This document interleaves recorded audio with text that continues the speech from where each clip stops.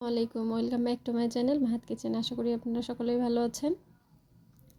না, আজকে কোনো রান্না না, আজকে আমি সাজিয়ে দেখাবো সকালের নাস্তা। অবশ্যই হেলদি ব্রেকফাস্ট। যারা প্রতিদিন স্বাস্থ্যকর খাবার খেতে চান তারা আজকের প্লেটটা একটু ভালো করে খেয়াল করলেই দেখতে পাবেন। চাইলে প্রতিদিন কিছু ইনগ্রেডিয়েন্টস চেঞ্জ করাও যাবে।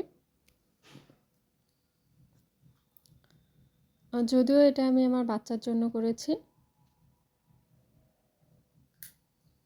তো প্রতিদিন রুটি খেতে খেতে বোর হয়ে যাচ্ছিল, তাই আজকে পাউরুটি ডিমে ডুবিয়ে যে টোস্ট করি আমরা, একটু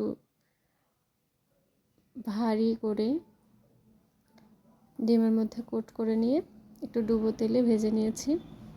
এখানে আমি দিয়ে দিচ্ছি চীনাবাদাম, যেহেতু আমার বাচ্চা কাজু বাদাম বা আমন্ড আখরোট কোনোটাই খেতে চায় না, খেতে পছন্দ করে না তেমন। এটা আমি একটু তেলে রোস্ট করে নিয়েছি।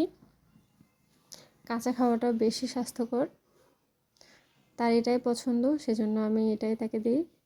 যেহেতু এটা পছন্দ, এটাই খাক। সঙ্গে দিয়ে দিয়েছি পাকা আমের স্লাইস আর একটুখানি ড্রাগন।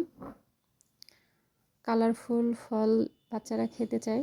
আমার বাচ্চা সব ধরনের ফল খেতে চায় না, এজন্য আমি অন্যান্য ফলগুলো দিই না। যেমন আপেল, কমলা, আঙুর এগুলো খেতে চায় না। আঙুরের যে কালো কালারটা হয় সেটা একটু খেতে চায়। তো এই তো, কেমন লাগলো জানাবেন অবশ্যই।